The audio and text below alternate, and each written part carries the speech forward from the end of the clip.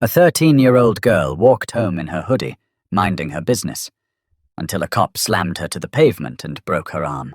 What he didn't know: her father was a world champion fighter with nothing left to prove, except that his daughter mattered. It happened on a Tuesday, late afternoon, the kind of day when your legs are sore, your mind's floating, and all you can think about is water and dinner. 13-year-old Tiana Caldwell had just left track practice at Stanton Middle School in Modesto, California. Her earbuds were in, backpack snug against her back. She took the shortcut, like she always did, through Madison Street, a stretch of sidewalk lined with broken fences and sun-bleached lawns. She wore her favorite green hoodie, the one her dad gave her last Christmas. Oversized. Faded a bit, but it made her feel comfortable. Invisible, in a way. But that day, it did the opposite. A white Ford Explorer slowed behind her. Tinted windows, police decal. She didn't turn around at first, but when it crawled to a stop right at the corner, she finally paused and looked over her shoulder. The officer got out. He wasn't in a rush. No lights, no sirens. Just that slow, chest-out walk that made people tense up even when they weren't doing anything wrong. "Hey, you," he said. "Come here a second." Tiana took out one earbud. "Me? You see anyone else out here?" His voice wasn't yelling, but it had that tone, like he was already annoyed, already suspicious. She walked over slowly, confused but calm. "I'm just going home from practice. You live around here?" "Yeah. What's your name?" She told him. Then he asked what she was doing, why she was in that hoodie, where she was headed, if she had ID. She kept answering, softly, trying to stay polite. She didn't know the rules, not really, just what her dad had told her. Stay calm, don't argue, and don't make sudden moves. He didn't listen. Or maybe he just didn't care. Without warning, Officer Brett Halverson reached for her wrist. "Wait," she said, startled. "I said turn around! I didn't do anything!" In seconds, she was being twisted around. Her backpack yanked. Her feet slipped on the edge of the curb. She tried to brace herself with her right arm as he pulled it behind her. Then she screamed, a high, tearing sound that made two people across the street stop walking and pull out their phones. One woman shouted, "She's a kid! What are you doing?" Halverson didn't respond.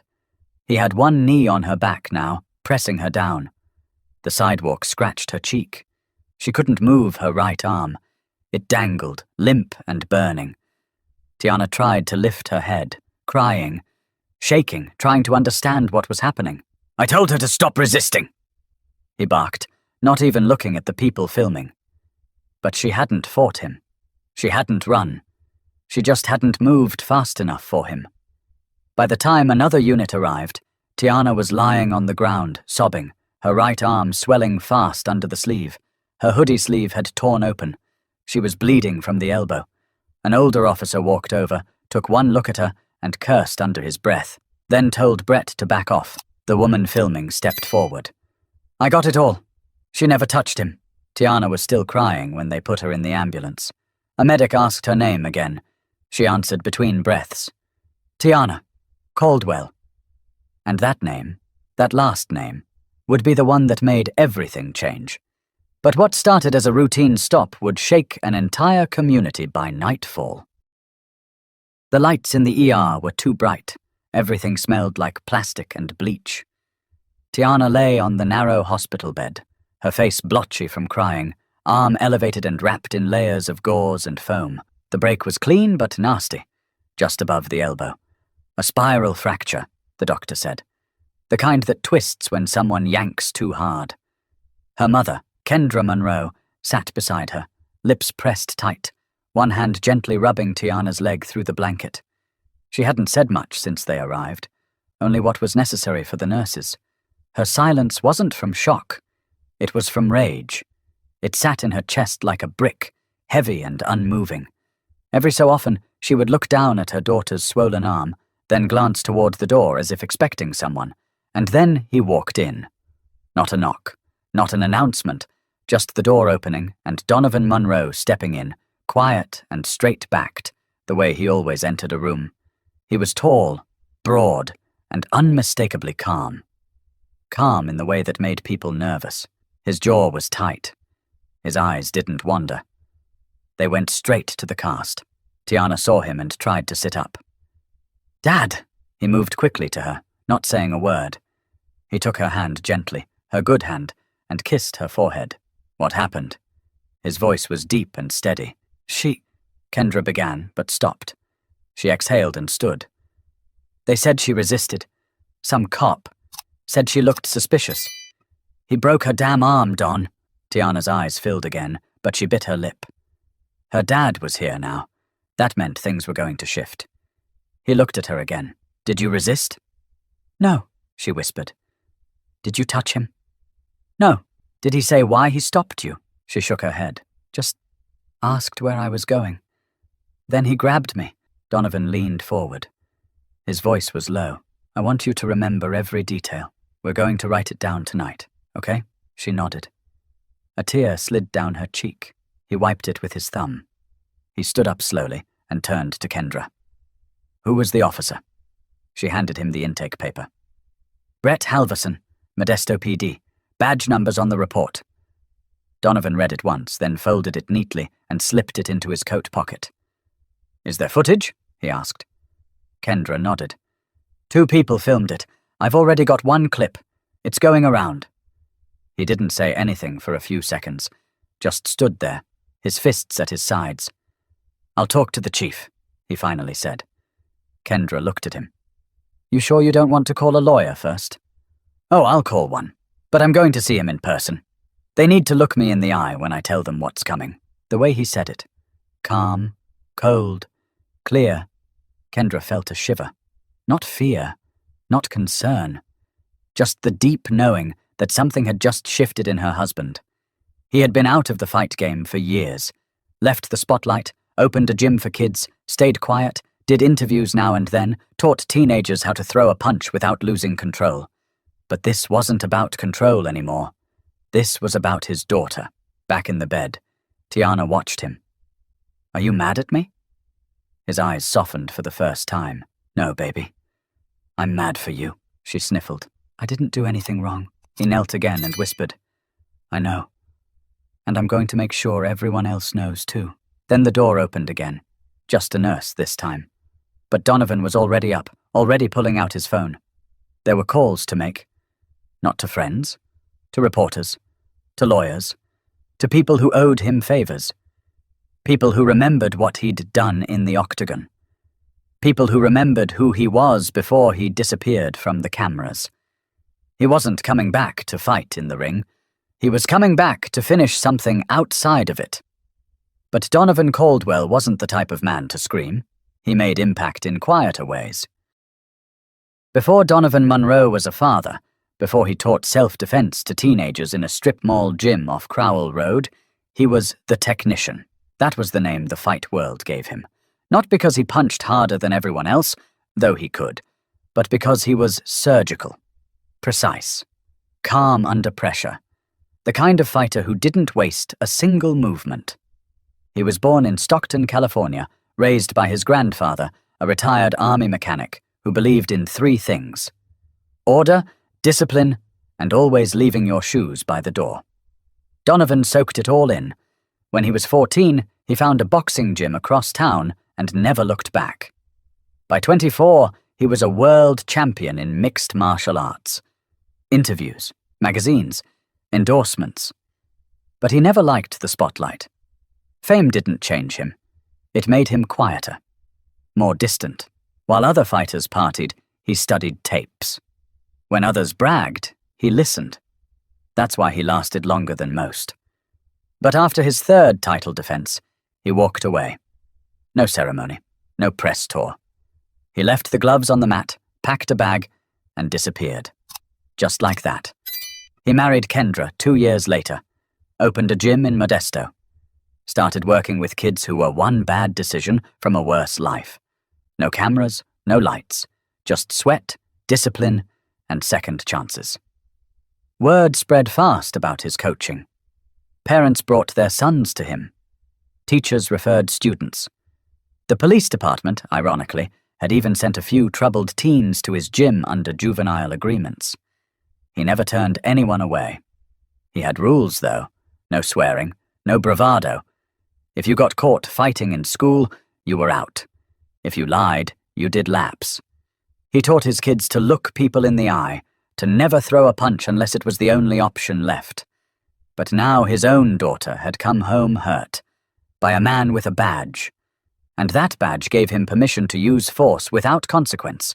That didn't sit right with Donovan. Not as a father, not as a fighter, not as a man. The next morning, he stood alone in the gym, watching the sun creep through the high windows. He was tying up the ring ropes when Terence Jones, one of his longtime students, walked in early. "Coach, I heard about Tiana. Is she okay?" Donovan nodded once. "She's resting. Man, that video's everywhere. My sister sent it to me last night. That cop messed her up bad." Donovan said nothing at first, just kept adjusting the ropes. "You gonna do something?" Terence asked. Donovan looked at him. "What do you think?" Terence half smiled. "I think he's in trouble." But Donovan didn't smile back. "No, we're in trouble. All of us. If people think they can do that to a kid on a sidewalk and walk away like nothing happened, then it's not just my fight." Terence lowered his eyes. "Yeah." That afternoon, Donovan called a friend in local media, Nicolette Grady, a freelance journalist who used to train at his gym years ago. She was working on stories that never made the evening news. Donovan trusted her. He didn't trust many. When she picked up, she sounded surprised. "Donovan Monroe? I haven't heard that voice in 10 years. "I need a favor," he said. "You still have your camera?" "Always." "What's going on?" "I'm holding a press conference. Tomorrow, my gym, noon. I want you to film it." Nicolette paused. "Press conference for what?" "For a cop who broke my daughter's arm and thought no one would care." Silence on the other end. Then, "I'll be there." Donovan hung up and stared at the wall of black and white photos in the gym office. Fighters he had trained. Kids who had grown up. Some of them had jobs now. Some had families. Some were still finding their way. But all of them had learned one thing from him.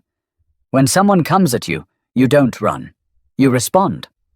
But now his own daughter was the one who'd been hurt, and that changed everything.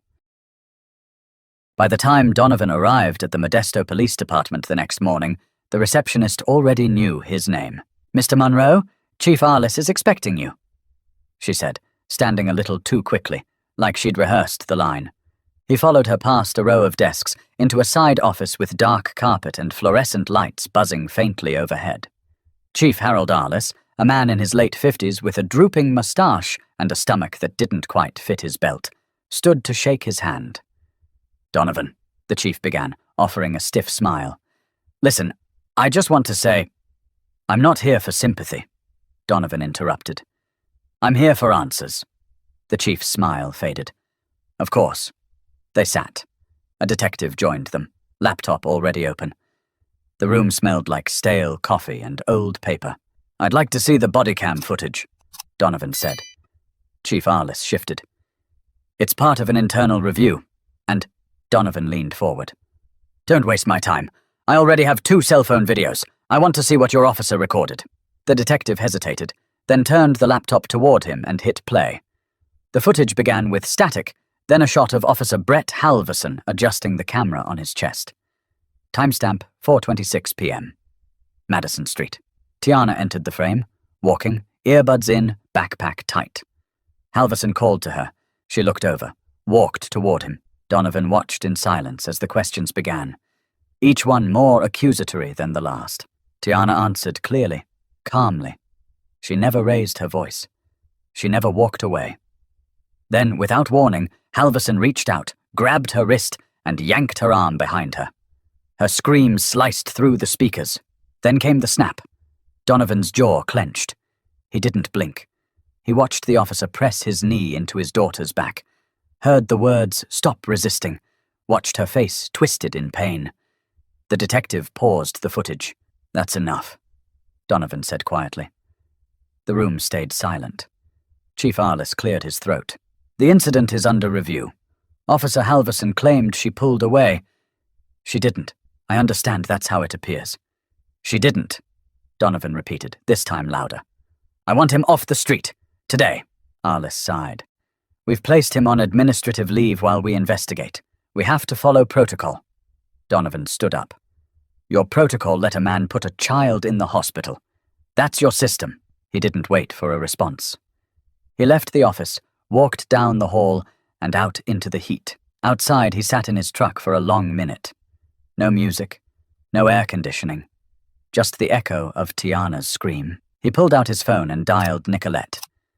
You ready for the footage? He asked. You got it? I need it seen. That night, Nicolette uploaded a side-by-side comparison, the body cam footage and one of the cell phone videos. No voiceover, just the raw clip, overlaid with one sentence in white block text. This is how you treat a 13-year-old girl. By morning, it had over 200,000 views.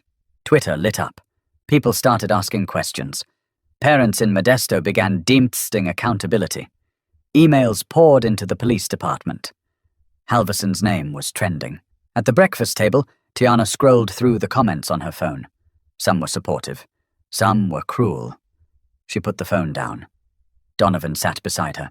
Do you want me to stop? He asked. She shook her head. No. He looked at her. Then we don't stop. That afternoon, Donovan began calling parents of the kids he trained. Former students, teachers, past clients.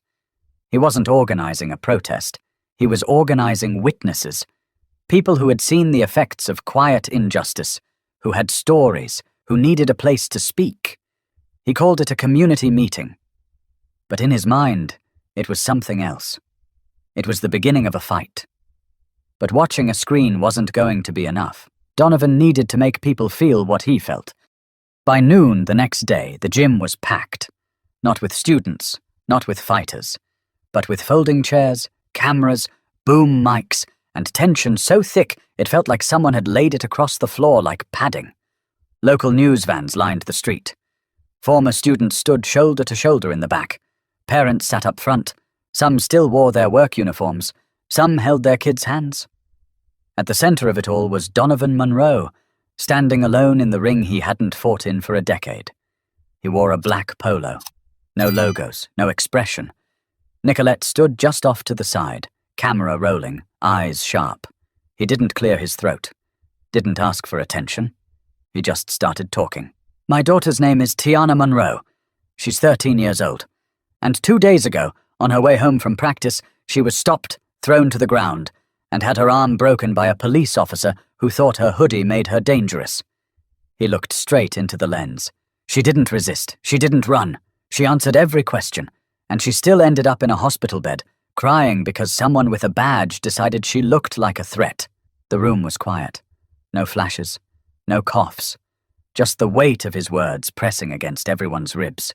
I've spent the last 15 years teaching kids how to handle themselves, how to stay calm, how to avoid violence.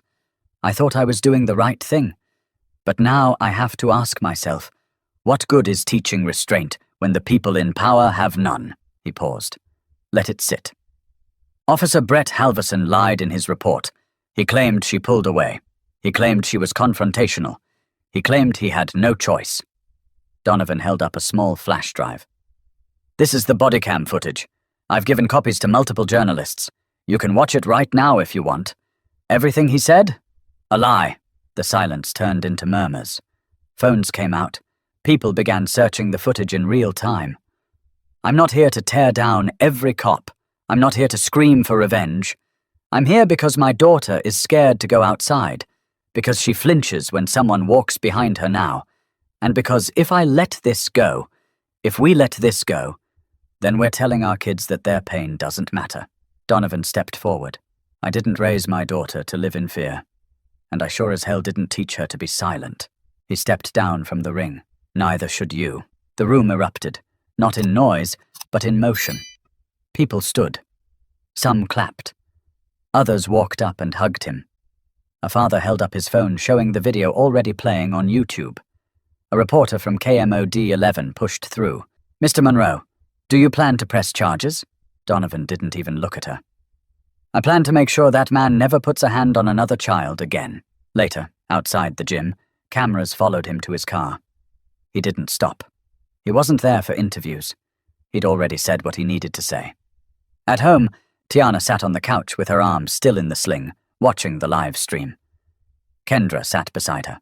Why didn't he ever talk like that when he was fighting? Tiana asked. Kendra smiled faintly. Because back then, he didn't have anything to prove. Donovan came home a few hours later, walked past the cameras waiting outside, said nothing, just kissed Tiana's head, took off his shoes, and sat down in the living room. No more cameras, no press, just his family. That night, the video of his speech hit 500,000 views. Officer Brett Halverson was placed on indefinite administrative leave. The mayor released a statement. The police department launched a full internal review. But to Donovan, none of that meant anything. Not yet, because going public was just round one, and Donovan never lost a fight he took personally. Modesto wasn't the kind of place where things usually changed quickly. People stuck to what they knew: church on Sundays, high school football, yard sales, old neighbors.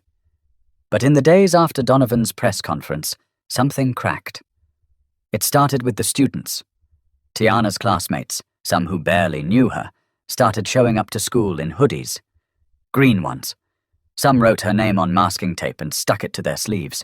One group made signs and stood outside the main office before first period. They weren't yelling. They just stood there. She could have been any of us. 13 is not a threat. The school called it a disruption.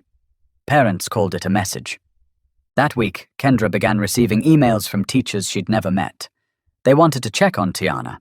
Some told her about how their own students were opening up for the first time about similar experiences. One teacher at Bennett High confessed that her nephew had been stopped 5 times in 1 year for walking home after practice. At Donovan's gym, attendance doubled. Kids brought their friends. Parents lingered longer after dropping them off. One father, a mechanic named Victor Lozano, asked if he could volunteer to clean the bathrooms. Just want to help out, man. Even people who had never set foot in the gym stopped by with envelopes of cash. No names, no questions, just folded up bills and a short, whispered, "Thank you." But not everyone welcomed the shift. Donovan came out one morning to find "Keep your mouth shut" spray painted across the side of his garage in red. Later that night, Kendra noticed 2 calls with no caller ID. The third time, someone finally spoke. "You're gonna get someone hurt if you keep running your mouth." Donovan filed a police report. No one followed up. Still, he didn't back down. A week after the press conference, he got a call from Deputy Chief Pamela Greer. She sounded tense. "Donovan, I'd like to meet. Privately. No cameras?" He asked. "No cameras," she replied. They met at a local diner, one of those places with vinyl booths and too many photos on the wall. She was already there, sipping coffee, eyes scanning the room. "I'll be honest with you," she said as he sat down. "The department's under pressure. Real pressure." Donovan stayed silent. She continued. "We've got officers demanding Halverson's reinstatement. Others want him fired. The chief's caught between. And the mayor? He's losing patience." Donovan folded his hands. "You didn't call me here to talk about politics." "No," she said. "I called you because this town is choosing sides, and you've got a lot more people listening to you than he does." He looked at her. "Then what are you asking me for?" "Time. Space. Let the internal process work. The investigation's ongoing. We're combing through everything." "You've had your footage," Donovan said, voice low. "You had it the night it happened. You sat on it. I didn't. The department did. And now my daughter flinches when someone knocks on the door." Pamela sat back. "What do you want?" "I want your officer charged. I want him stripped of his badge. And I want someone to say out loud that what he did was wrong." She didn't speak for a long time. Then, "I can't promise all of that." Donovan nodded once. "Then I won't be quiet." When he stood, she reached into her bag and slid a folded paper across the table. "What's this?" "A file," she said. "Anonymous complaints. Halverson's name comes up more than once." He looked down at the folder, then back at her. She didn't say anything else, just sipped her coffee. Back home, Donovan showed Kendra the file. 3 complaints in the last 2 years, she said, reading. All young, all black, all Latino, all dismissed. Until now, Donovan said. She looked at him. What are you going to do? He took a breath. We go louder. But Brett wasn't done, and neither was the truth. The more people listened to Donovan, the more others started to speak. But the louder the truth got, the uglier things became. One morning, Tiana's school counselor called. She should stay home today, the woman said, voice tight. We've had a couple threats come through. Nothing specific, but enough to take seriously. Kendra hung up and looked across the kitchen table at her daughter, still eating cereal with her left hand. Tiana's sling was off now, but she still winced when she moved her elbow too fast. Mom, am I in trouble? No, baby, Kendra said. Some folks are just scared of hearing the truth. That's not your fault. Tiana looked down. I didn't ask for any of this. I know, but now that it's here, we're not backing down. That same day, Donovan found a man parked across from the gym, engine running. Not a student, not a parent, just sitting there, watching. When Donovan walked toward the car, the man rolled up his window and drove off. Later that evening, someone slipped an envelope under the gym door. No return address, no handwriting, just one printed photo inside, a picture of Tiana walking out of school, circled in red marker. Kendra wanted to call the police again. Donovan didn't even bother. He set up cameras, told his gym staff to walk kids to their cars, and started showing up 15 minutes early to every school pickup. But the final shove came from someone unexpected. Tiana had been quiet all week. She didn't complain. She didn't cry. She just kept watching her parents watch her. One night, Donovan came home to find her sitting in the living room, holding his old GoPro. It was recording. What are you doing, T? She didn't look away from the lens. I have something to say. He sat beside her. She pressed record again. My name is Tiana Monroe. I'm 13 years old. I had my arm broken by a police officer who thought I looked suspicious. I didn't resist. I didn't yell. I didn't even know what I did wrong. She took a breath. I don't want people to feel sorry for me. I just want to go back to walking home without being scared. I want to know that I matter enough for people to say what he did was wrong. That's it. Then she ended the video and handed it to her dad. You think anyone will care? He smiled softly. I think they already do. Donovan posted the clip that night. Just raw footage. No hashtags, no music. Just his daughter, speaking for herself. The next morning, it had 500,000 views. Local news ran it. Then national. Then international. Messages flooded their inbox. Support from other families, teachers, even former officers. But one message stood out. It came from a man named Jordan Cates, a Modesto patrol officer. He didn't send it publicly. It was a direct message, just 5 lines long. I was there the day Halverson got hired. I've seen how he works. Your daughter's not the first. The department's buried worse. If you're serious, I'll talk. Donovan didn't hesitate. He set up a meeting the next day at a quiet corner table in a library outside of town. Jordan arrived in plain clothes, baseball cap, hoodie, face tight with nerves. He didn't shake hands, just sat and began talking. 3 years ago, Halverson was flagged for excessive force twice. One kid ended up with a concussion. Another had bruised ribs. Neither report made it past internal review. Why not? Donovan asked. Jordan looked up. Because they disappeared, and the families didn't push it. Some didn't even know the full report existed. They were told it was standard. I only found out because I was on desk duty one week and read the wrong file. Donovan leaned in. And what about now? Jordan glanced around. I'll talk, but I need to know you're serious about blowing this open. I'm not here for show. Jordan nodded slowly. Then I'll get you what you need. But one more surprise was still waiting, and this time it came from inside the department. Jordan kept his word. 2 days after their meeting, he showed up at Donovan's gym with a flash drive tucked inside the lining of his jacket. He didn't speak to anyone, just handed Donovan the drive in a firm grip and said, Don't call me. Don't tag me. Just use it right. Donovan nodded. You sure you're ready for what comes next? I've been sick over it for a long time, Jordan said. Let the truth do what it does. Donovan didn't waste time. That night, he sat at the dining table with Kendra and Nicolette, laptop open, footage loading. Tiana had gone to bed early, worn out after therapy. There were 4 files. The first was from a dash cam 3 years ago. Halverson slamming a teenage boy onto a squad car hood during a routine traffic stop. The boy was crying. He wasn't even the driver. The second was an edited body cam clip labeled Final Report, next to the raw footage labeled Original. The comparison showed how parts had been trimmed, moments where Halverson shouted, yanked, or made threats. Kendra whispered, "They doctored it." Nicolette stared. "They've been doing this for years." The third video showed Halverson at a training seminar, mocking protesters, laughing, making offhand comments that weren't just offensive, they were deliberate. The fourth file was a memo, internal complaints, buried. 2 officers who tried to report him had been reassigned. 1 eventually quit. Donovan closed the laptop. "We release all of it. Nothing blurred, nothing redacted." Nicolette leaned forward. "You're sure? This is going to tear through the department." He looked at her. "Then let it tear." The next morning, Nicolette dropped the story. Not just the footage, she published the full article. The department knew. A pattern of violence and silence inside Modesto PD. She timed the post for 6 a.m. By noon, it was trending across California. People were sharing it faster than she could count.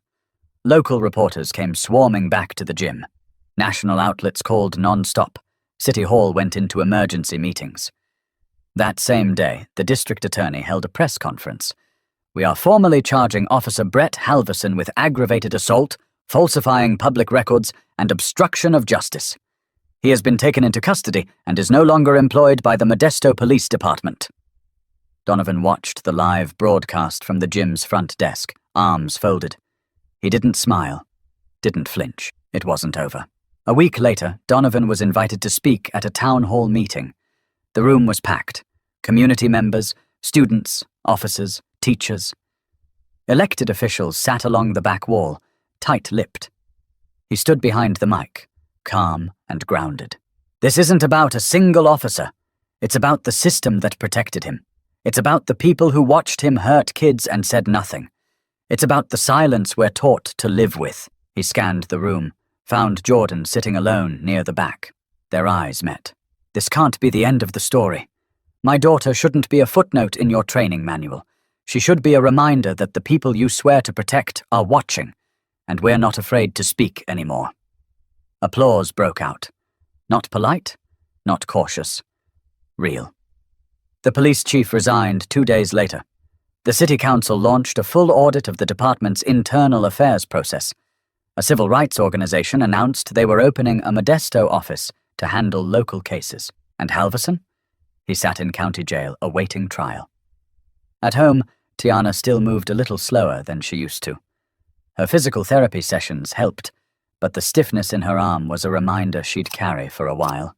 One evening, Donovan found her in the backyard, shadowboxing with her left hand. "You switching hands on me now?" he asked, grinning. She smirked. "Trying to keep you guessing?" He walked over and held up his palms. "Show me what you've got." She threw a few light jabs. He caught them with ease. "Not bad," he said. "But keep your balance." "I am," she said. "I've just never had to fight with one arm before." He nodded. "Sometimes that's all it takes." But Donovan wasn't after a badge. He was after something bigger. 3 months later, the Monroe home felt different. Not quieter, just steadier. Tiana was back at school full-time, and though her routine had changed, no more walking alone, fewer sleepovers, more check-ins, her spirit had started to return. She laughed again. She cracked jokes at dinner. She spent hours drawing in her sketchbook, something she hadn't touched since the hospital. The sling was gone. The physical therapy was working. Her right arm was still stiff in the mornings, but the doctors said she'd get most of her range back. The scar near her elbow, though, would stay. "Battle mark," she called it one day, tugging her sleeve up to show a friend. Donovan watched from the hallway. He didn't interrupt. He just listened. At the gym, things had shifted too. They added new programs, self-defense classes for girls, legal rights workshops, after-school study hours. Kendra helped organize them, often juggling her job with late-night planning meetings. Volunteers came and went, but the core stayed strong. Donovan renamed the gym the Monroe Center, not after himself, after Tiana. He hung a mural on the far wall, a painting donated by a former student who now worked in LA. It showed a young girl standing on a cracked sidewalk, hoodie draped over her shoulder, a sliver of light coming down from above. Not hopeful, not heroic, just real. Every kid who walked into that building saw it. One afternoon, Tiana walked into the gym and found her father working the heavy bag alone. Sweat dripped from his temple. He hadn't been in the ring for months, but his rhythm was still there, controlled, focused, efficient. "You training for something?" she asked. He didn't look up. "Just shaking off rust." She walked over and leaned against the ropes. "You ever think about going back in? Like, for real?" He paused, lowered his gloves. "No. I had my fights." Tiana tilted her head. "You sure? You kind of miss it." He looked over, smiling. "Maybe. But now I get to teach the good ones how not to end up with hands like mine." He held up his knuckles, scarred, stiff, decades of fights written in bone. Tiana nodded. "Still looks cool." That night at dinner, she asked a question they hadn't heard in months. "Can I walk to school again?" Kendra paused. "By yourself?" "No," Tiana said. "With friends." "The long way." Donovan and Kendra exchanged a glance. It wasn't fear. It wasn't even worry. It was something quieter. The kind of hesitation that lives inside parents who've already seen too much. "You sure you're ready?" Donovan asked. Tiana nodded. "I don't want to be scared of a sidewalk." He smiled. "Then go own it." They didn't make a big deal of it.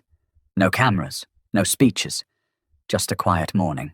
She left with her backpack, walked with 2 friends from school. They didn't wear matching hoodies or carry signs. But when they passed the corner where it happened, all 3 of them stopped. Tiana looked down at the concrete, then looked up, and walked on. At the gym that afternoon, a new kid came in. A 5th grader named Eli, small for his age, eyes wide with nerves. Donovan knelt beside him. "You ever been in a gym before?" Eli shook his head. "You scared?" "A little," Donovan nodded. "That's okay. First time I stepped in a ring, I couldn't breathe." The boy looked up. "Did you get beat up?" "Not that day," Donovan said. "But later?" "Yeah, more than once." "Why'd you come back?" Donovan smiled. "Because I learned something." "What?" He looked over at the mural. "Doesn't matter how strong you are. What matters is what you do after you get hurt." He stood and clapped a hand on Eli's shoulder. "Let's get to work." That night, as the gym lights dimmed and the front door locked, Donovan sat in his office with a notepad open. On the top line, he wrote, "Justice doesn't end when someone's punished.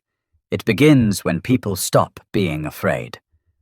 Then he turned off the light. Because justice isn't about one person falling, it's about making sure the next kid doesn't.